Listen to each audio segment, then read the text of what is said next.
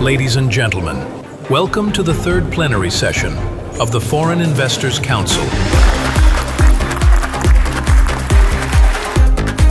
Bunday formatdagi do'stona muloqotlarimiz o'zining amaliy natijadorligi, yangi loyihalarni ro'yobga chiqarish va qo'shayotgan beqiyos hissasi bilan alohida ajralib turadi.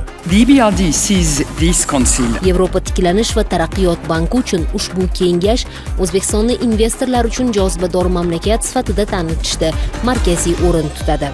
We are looking ahead to working further with Uzbekistan and you can count on our support. Biz O'zbekiston bilan yanada yaqin hamkorlik qilishga tayyormiz va ushbu yo'l xaritasini amalga oshirishda yordam berishga tayyormiz.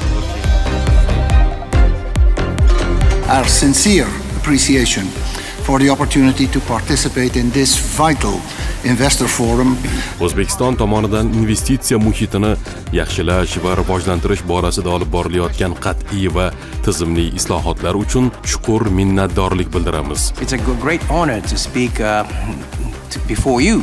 Sizlarning oldingizda so'zga chiqish, ayniqsa kechagi futbol maydonidagi O'zbekiston jamoasining ulkan yutug'idan so'ng bu shodlikka to'la tongda men uchun katta sharaf. Tabriklayman.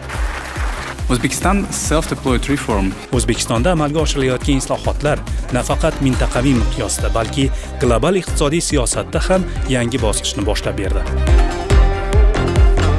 Sizlarni yurtimizga shunchaki sarmoya kirishga emas, balki muvaffaqiyatli biznes tariximizni shakllantirishga da'vat etaman.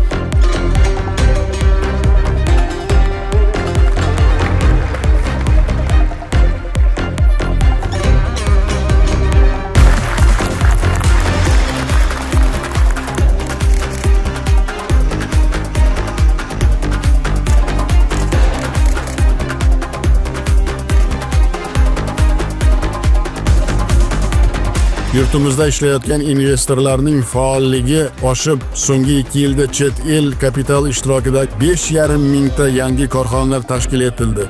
Ularning umumiy soni 16 mingtaga yetdi. Buni xorijiy investorlarning islohotlarimizga bo'lgan yuksak ishonchi, ochiqlik siyosatimizning yaqqol misoli deb bilaman.